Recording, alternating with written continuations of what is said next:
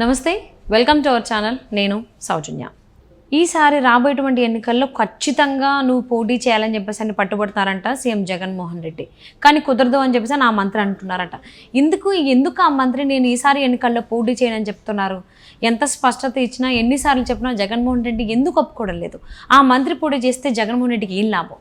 ఇలా ఎన్నో ప్రశ్నలు వెలువెత్తుతున్నాయి. మరి ఈ అంశానికి సంబంధించి మనతో మాట్లాడడానికి, వారి విశ్లేషణను మనతో పంచుకోవడానికి ఈరోజు మనతో పాటు ఉన్నారు సీనియర్ జర్నలిస్ట్ దుర్గా కుమార్ గారు ఉన్నారు. వారితో మాట్లాడదాం. నమస్తే అండి. నమస్కారం. మా సౌజన్య, మన వీక్షకులు కూడా నమస్కారం. ఆంధ్రప్రదేశ్లో రాబోయేటువంటి ఎన్నికల్లో ఖచ్చితంగా ఆ మంత్రి పోటీ చేయాలని చెప్పి పట్టుబడుతున్నారంటే జగన్మోహన్ రెడ్డి. నేను పోటీ చేయను, కేవలం పార్టీ వ్యవహారాలను మాత్రమే చూసుకుంటానని చెప్పేసి నా మంత్రి అంటున్నారంట. సో అసలు ఎందుకంత జగన్మోహన్ రెడ్డి పట్టుబడుతున్నారు ఆ మంత్రికి సంబంధించి? ఆ మంత్రి ఎందుకు నేను పోటీ చేయను అని చెప్పేసి అంటున్నారు? అసలు ఏం జరుగుతుంది ఈ అంశానికి సంబంధించి మీరేమంటారు? ఇది శ్రీకాకుళం జిల్లా ధర్మాన ప్రసాదరావు గారు. ఆయన ఇప్పటికి 5 సార్లు ఎమ్మెల్యేగా గెలిచారు, మంత్రిగా పనిచేశారు. రాజశేఖర రెడ్డి గారి మంత్రివర్గంలో రెవెన్యూ లాంటి చాలా ప్రతిష్టాత్మకమైన శాఖలు కూడా నిర్వహించారు. చాలా మంచి పేరు కూడా ఉంది. పరిపాలనా దక్షుడిగా కూడా పేరుంది. ఆయనకి పరిపాలన మీద మంచి పట్టు ఉంది. ప్రజా జీవితం పట్ల కూడా ఆయనకి పూర్తి అవగాహన ఉంది. ప్రజలను ఆడి తెలిసిన వ్యక్తి, సీనియర్ మంత్రి ఆయన.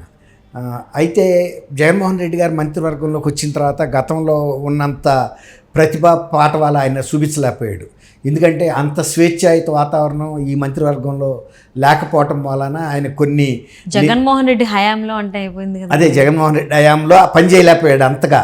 ఎందుకంటే జగన్మోహన్ రెడ్డి గారి హయాంలో పనిచేయటానికి అటువంటి వాతావరణం ఇక్కడ లేదు. స్వేచ్ఛగా పనిచేయటం అంటే ఎవరన్నా ఆయనకన్నా కూడా మంచి అంటే ఒక నియంత నేతృత్వంలో ఆయన పని చేయలేకపోయారా మంత్రి ధర్మాన ప్రసాదరావు? నియంతనండి, అపరిపక్వతనండి, ఇంకొకళ్ళు ఎవరన్నా మంచి పేరు తెచ్చుకుంటే ఆయన తట్టుకోలేడు. ఎందుకంటే ఆయనకి అంత కాంపిటెన్సీ లేదు కాబట్టి. అదే రాజశేఖర రెడ్డి గారి టైంలో అటువంటి పరిస్థితి ఉండేది కాదు. ఎవరైనా కూడా బ్రహ్మాండమైన స్వేచ్ఛా స్వాతంత్రాలతో పనిచేసేవాళ్ళు. ఎవరన్నా మంచి పని చేస్తే కూడా ఆయన అభినందించేవాడు. అది అల్టిమేట్గా అది ఒక జాయింట్ రెస్పాన్సిబిలిటీ క్యాబినెట్ అనేది. సక్సెస్ కూడా ప్రభుత్వం సక్సెస్ అయిందంటే ముఖ్యమంత్రి కూడా సక్సెస్ అయినట్టే కదా. ఆ ప్రభుత్వానికే పేరు వస్తుంది మంచి మంత్రివర్గం ఉంటే. అప్పుడు గతంలో 77లో జనతా పార్టీలో అట్లాంటి మంచి మంత్రివర్గం వచ్చి ఎంతో ఎఫెక్టివ్గా పనిచేసింది. గతంలో ఎప్పుడు కూడా కాంగ్రెస్లో అంత పనితలంగా ఎఫిషియెంట్ మినిస్టర్స్ లేరు. అట్లా జనతా పార్టీ లాగా ఇప్పుడు ఈయన కూడా ఆయన మంత్రివర్గంలో బాగా పేరుండేది. కానీ ఇప్పుడు ఏమైందంటే ఆయన ప్రభుత్వం మీద వ్యతిరేకత కనబడుతుంది కాబట్టి ఈ టైంలో నేను ఇంత సీనియర్ని అయ్యుండి నేను పోటీ చేయటం అంత మంచి పద్ధతి కాదేమో అనేది ఆయనకు కూడా ఒక ఫీలింగ్ వచ్చింది. తర్వాత 25 ఏళ్ళు మంత్రిగా అన్నీ చేసేసిన తర్వాత పెద్ద ఇంట్రెస్ట్ లేదు, వాళ్ళ అబ్బాయిని ప్రమోట్ చేద్దామని అనుకున్నాడు. కానీ జగన్మోహన్ రెడ్డి గారికి కూడా ఇలాంటి ఇప్పుడు సీనియర్స్ కనుక కాడి పడేస్తే, కిందకి వదిలేస్తే ఈ జూనియర్ల మూలాన గెలవలేకపోతాం. అల్టిమేట్గా గెలవలేకపోతే ఎఫెక్ట్ అయ్యేది కూడా ముఖ్యమంత్రి గారే కదా. ఆయనకి కావాల్సిన సీట్లు రాకపోతే ముఖ్యమంత్రి కాలేడు. అందువల్ల ధర్మాన ప్రసాదరావు గారిని ఆయన కొంచెం ఒత్తిడి చేస్తున్నాడు, లేదు మీరు పోటీ చేయమని. ఇప్పుడు ధర్మాన ప్రసాదరావు గారు చాలా లౌక్యుడమ్మా, చాలా ప్రజలను ఆడి తెలిసిన వ్యక్తి కాబట్టి ఆయన ఇంకో కొత్త టెక్నిక్ ఉపయోగిస్తున్నాడు. ప్రజల నుంచి ఒక హామీ తీసుకునే ప్రయత్నం చేస్తున్నాడు. మామూలుగా అయితే గెలిచే పరిస్థితి లేదు కాబట్టి మీరందరూ పోటీ చేయమంటే మీకోసం నేనుంటాను, అది మీరందరూ నిలబడతానంటే, మీరందరూ ఓటేస్తానంటే అని ఊరికి మీటింగ్ పెట్టి జనం చేత కమిట్మెంట్ తీసుకుంటున్నాడు. ఆయనకు తెలుసు పరిస్థితి. ఎందుకంటే 5 సార్లు శాసనసభ్యుడిగా ఎన్నికైన వ్యక్తికి ప్రజల నాడి ఎప్పుడు ఫేవర్గా ఉంటుంది, ఎప్పుడు అగెనిస్ట్గా ఉందని తెలుసు. గెలుపోవటంలో రెండూ చూశాడు ఆయన. ఇప్పుడు పరిస్థితి ఆయన గ్రహించి గౌరవంగా తప్పుకోవాలంటే ఊరుకోవట్లేదు కాబట్టి సరే పోటీ చేస్తే కూడా ఎవరి వరకు వాళ్ళ గవర్నమెంట్ వచ్చినా రాకపోయినా తను గెలవాలనేది ఇప్పుడు ప్రయత్నం. ఇప్పుడు కోలగట్ల వీరభద్రస్వామి గారు మీకు తెలుసు, డిప్యూటీ స్పీకర్గా ఉన్నాడు. ఆయన విజయనగరంలో ఏం అడుగుతున్నాడు, ముఖ్యమంత్రిని వదిలిపెట్టేయండి, పార్టీ వదిలేసేయండి, నా ముఖం చూసి ఓటేయండి అని.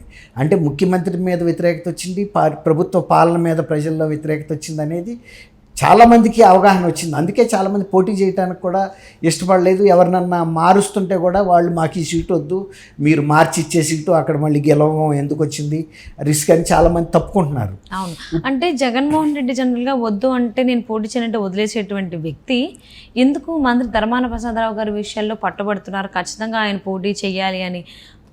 ధర్మాన ప్రసాదరావు ఏమో నేను చేయను, నేను కేవలం పార్టీ వ్యవహారాల వరకే ఉంటాను అని చెప్పి చెప్తున్నారు. ఎందుకు అంటే ధర్మాన దాని వెనకాల ఏముంది జగన్మోహన్ రెడ్డి ప్లాన్? ఇంకోటమ్మా, గత దాదాపు ఒక 40 ఏళ్ళగా ఈ ధర్మాన ప్రసాదరావు గారు వీళ్ళ కుటుంబాలు 50 ఏళ్ళగా ఆ రాజకీయంగా పట్టున్న కుటుంబాలు, వీళ్ళు పైకి నేను పోటీ చేయను అన్నా కూడా మళ్ళీ ఎవరికన్నా ఇస్తే మన కుటుంబం హోల్డ్ పోతుందనే భయం కూడా లోపల ఉంటుంది అంతర్గతంగా. అది భయమనే కాదు, ప్రజలతో ఉండే అనుబంధం. అట్లా కూడా కొంత ఫీల్ అవుతారు కొంతమంది నాయకులు. వదిలేసి నియోజకవర్గాన్ని మళ్ళీ ఒంటరిగా వెళ్ళి ఇంట్లో కూర్చోవాలంటే వాళ్ళకి పొసకదు. 10 మంది ఇంటికి తిరుగుతుంటే పేరు అలవాటు పడిన అట్లా ఉంటుంది అనమాట. పైకి అట్లా ఉన్నా కూడా వాళ్ళకి ఉండాలనే ఉంటుంది. ఇప్పుడు 90 ఏళ్ళ అడిగి తాత నువ్వు పెళ్లి చేసుకుంటావా అంటే నాకెవడిస్తాడరా అంటాడు, చూసారా? అట్లా ఈ పైకి కానీ ఎవడిస్తాడంటాడే కానీ నాకు వద్దురా అంట కదా, ఇచ్చేవాడంటే చేసుకుంటాడు.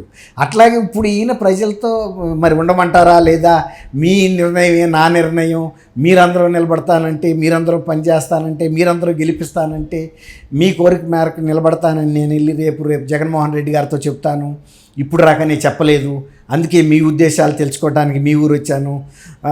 కొంతమంది పేర్లు పిలిచి అక్క సుబ్బమ్మ అక్క నువ్వు చెప్పు, మల్లమ్మ అక్క నువ్వు చెప్పు, వదిన నువ్వేంటి అని ఇట్లా కొద్దిగా తెలిసిన పేర్లు చెప్పి ఒక ఫీల్ తీసుకొస్తున్నాడు.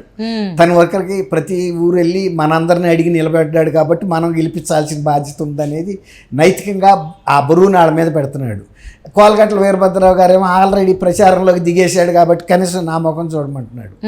అది ఇంకొక ఫేస్. ఇది మీరు నిలబడమంటే నిలబడతాను, మీ ఆశీర్వాదం నాకు కావాలి, టికెట్ రాగానే నేను గెలవను, మీరు ఓటేస్తే మాత్రమే నేను గెలుస్తాను, కాబట్టి మీ అందరి బలమే నా బలము, ప్రజాస్వామ్యంలో ప్రజలే న్యాయ నిర్ణేతలు, తర్వాత గెలుపోటమని నిర్ణయించేది ప్రజాశక్తి అని ఈ విధమైనటువంటి ఇది బూస్ట్ ఇస్తున్నాడు జనాలకి. సరే, ఎవరు తెలివి వాళ్ళది, సీనియర్స్ కాబట్టి సహజంగా వాళ్ళకుండే శక్తియుక్తులు ఉపయోగిస్తారు కదా. ఇప్పుడు ధర్మాన ప్రసాదరావు గారిది కూడా అదే పరిస్థితి. ధర్మాన ప్రసాదరావు గారే కాదు, చాలా నియోజకవర్గాల్లో ఇప్పుడు ఈ పరిస్థితి ఉంది. పార్టీ మీద, ముఖ్యమంత్రి మీద, పాలన మీద వ్యతిరేకత ఉందనేది తెలుసు. ఇప్పుడు దీన్ని ఓవర్కమ్ కావడానికి ప్రత్యర్థి అభ్యర్థులు ఎవరైతే ఉన్నారో వాళ్ళ వ్యక్తిగత బలాబలాలని, వాళ్ళ వ్యక్తిగత ప్రతిష్టని, లేకపోతే ఆర్థిక శక్తిని, వీటన్నిటిని వినియోగించి బయటపడాలి. ఇప్పుడు అది అందరి వల్ల కాదు. ఎవరి మీద ఇప్పుడు వ్యతిరేకత అనేది ఇన్ జనరల్గా వచ్చింది మార్పు. మొన్న తెలంగాణలో కూడా చూసాం మనం. అప్పుడు రాక ఎంతో బలంగా ఉందనుకుని నోటిఫికేషన్ ఇచ్చే నాటికి బీఆర్ఎస్ ధైర్యంగా ఉంది, ఏ పార్టీ కూడా మన దరిదాపుల్లోకి రాలేదని. కానీ క్రమేపీ రోజులు మారుతున్న కొద్దీ ఎలక్షన్ దగ్గరికి వచ్చే నాటికి అసలు బొక్కబారులా పడి ఓడిపోయారాక కూడా వాళ్ళకి అసలు నమ్మలేకపోయారు. ఎప్పుడైనా కూడా ప్రజాభిప్రాయం అనేది నిక్షిప్తం అయి ఉంటుంది మనసుల్లో, అదేం బయటికి కనపడదు. అంటే ప్రజెంట్ ఆంధ్ర ప్రజల అభిప్రాయం ఏంటి, ఎవరిని గెలిపించుకోవాలి, ఎవరు వాళ్ళని బాగా చూసుకుంటారు, అభివృద్ధి పదంలో నడుపుతున్న క్లారిటీకి వచ్చారని కూడా టాక్ వినిపిస్తోంది. అందుకనైనా ధర్మాన ప్రసాదరావు పోటీ చేయడానికి నన్ను వదిలేయండి, నేను పోటీ చేయను అని చెప్పేసి అంటున్నారు. ప్రజలు మార్పు కోరుకుంటున్నారమ్మా. ఒక ప్రభుత్వాన్ని చూశారు 5 ఏళ్ళు చంద్రబాబు గారి ప్రభుత్వాన్ని, కాదు అని మళ్ళీ మార్పు కోరారు. మళ్ళీ ఈయనది కూడా చూసేశారు. వాళ్ళు నిర్ణయించుకున్నారు, ఏ ప్రభుత్వం అయితే మనకు అభివృద్ధి జరుగుతుంది, పిల్లలకు ఉద్యోగాలు వస్తాయి, మన బతుకులు బాగుపడతాయి, ఇవన్నీ కూడా చూశారు. ఎవరు స్వార్థం ఎక్కువ ఉంది, ఎవరు దోసుకుంటున్నారు, ఎవరు దాచుకుంటున్నారు. ఇప్పుడు సొంత చెల్లెలు కూడా చెబుతుంది కదా, నీ కాలంలో డెవలప్మెంట్ జరగలేదు, తర్వాత నువ్వు ప్రత్యేక హోదా తెస్తానని నాలో 23 మంది నీకు లోక్సభ సభ్యులు వచ్చినా నువ్వు ఒక్క చిన్న ప్రయత్నం కూడా చేయలేదు. నీ సొంత కేసుల కోసం ప్రభుత్వానికి, కేంద్ర ప్రభుత్వానికి దాసోహం అంటున్నావు, దాచుకుంటున్నావు.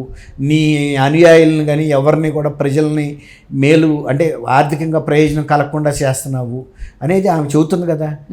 అంతెందుకు, సొంత చెల్లి ఆయన ప్రభుత్వంలో రావాలని 3500 కిలోమీటర్లు కాళ్ళకి బల్పాలు కట్టుకు తిరిగిన ఆమెనే కేర్ చేయాల, బయటికి తోసాడు. తర్వాత గౌరవాధ్యక్షురాలుగా ఉన్న పార్టీ అధ్యక్షురాలు తల్లినే బయటికి తోసాడు. తల్లిని చెల్లిని కూడా ఇంత త్యాగం చేసిన వాళ్ళని సహించిన వ్యక్తి అవ్వని, తాతని, అక్క చెల్లెళ్ళని, వీళ్ళందరిని ప్రజల్ని బాగా చూస్తాడంటే ఎవడు చూస్తాడు? రాజశేఖర రెడ్డి గారు చెప్పేవాడు ఒక సామెత ఎప్పుడు.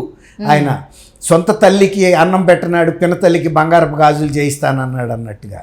ఇప్పుడు ఆ సామెతే గుర్తొస్తుంది వాళ్ళ అబ్బాయి విషయంలో కూడా.